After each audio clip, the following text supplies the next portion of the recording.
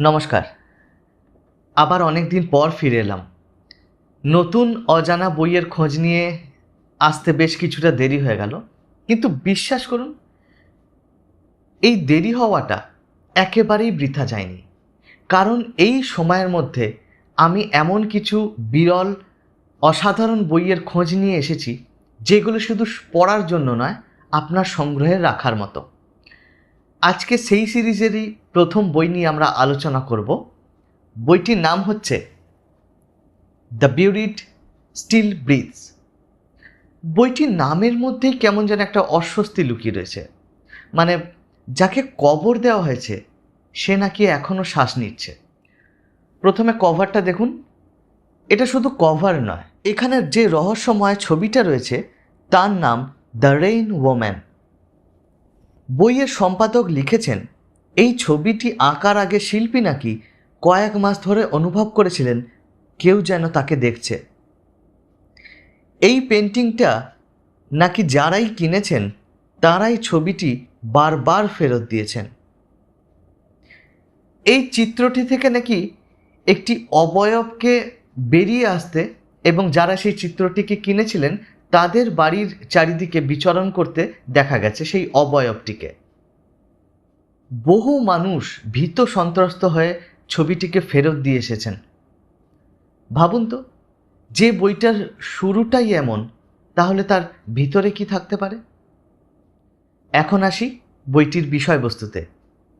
এই বইটিতে ভূত দেখিয়ে ভয় পাওয়ানোর গল্প ভেবে আপনারা কিন্তু ভুল করবেন না।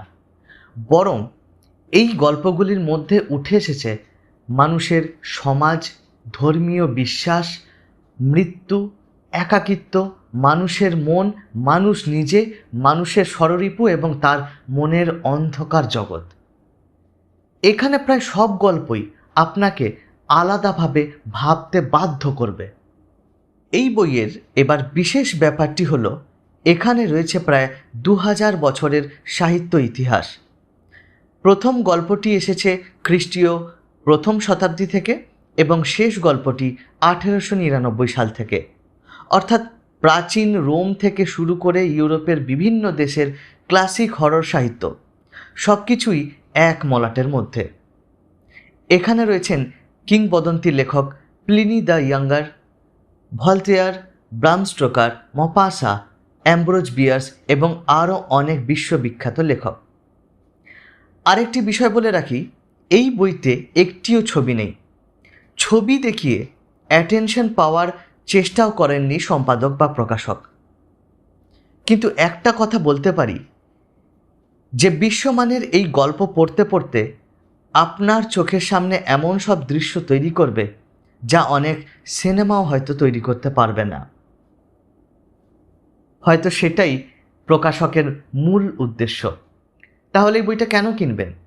কারণ এই বইটা কোনো সাধারণ হরর বই নয়। এটা বিশ্ব সাহিত্যের ক্লাসিক ভৌতিক গল্পের সংকলন। এই বইয়ের মধ্যেই পাবেন প্রায় 2000 বছরের সাহিত্যিক ঐতিহ্য। এখানে শুধু ভয় নয়, আছে সমাজ, দর্শন, মানুষের মন, ইতিহাস ইত্যাদি নিয়ে গভীর চিন্তার খোরাক।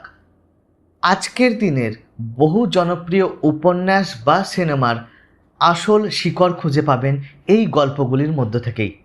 তাই ভয় পাওয়ার পাশাপাশি যারা মানুষের মন ও সমাজকে বুঝতে চান এবং যারা ইংরাজি সাহিত্য ভালোবাসেন তাদের জন্য এই বইটি নিঃসন্দেহে পড়ার মতো। কিছু বই বারবার ফিরে এসে ভাবায়। এই বইটি প্রকাশিত হয়েছে বৈচিত্র্য প্রকাশন থেকে এবং এটি সংকলন করেছেন অমিতাভ চক্রবর্তী। এই বইটি আপনারা দক্ষিণ কলকাতায় কলেজ স্ট্রিট এবং অনলাইনে সমস্ত জায়গায় পেয়ে যাবেন। কোথায় কোথায় পাবেন সেটা আমি কমেন্ট সেকশানে জানিয়ে দিচ্ছি। ভিডিও শুরুতেই যেমনটা বললাম, আমি বেশ কিছু বিরল বইয়ের সন্ধান পেয়েছি যেগুলি ঠিক এর পরবর্তী ভিডিওগুলির মধ্যেই আসবে। তার মধ্যে থাকবে গুপ্তধন, তার মধ্যে থাকবে গয়না, তার মধ্যে থাকবে বাঙালি যাত্রাশিল্পীর জীবনী ইত্যাদি। হাজার হাজার বইয়ের ভিড়ে অমূল্য বই খুঁজতে বিভ্রান্ত কত লোক। আপনি নিশ্চিন্তে বই পড়ুন। আপনার সঙ্গে রয়েছি আমি, ত্রিলোক।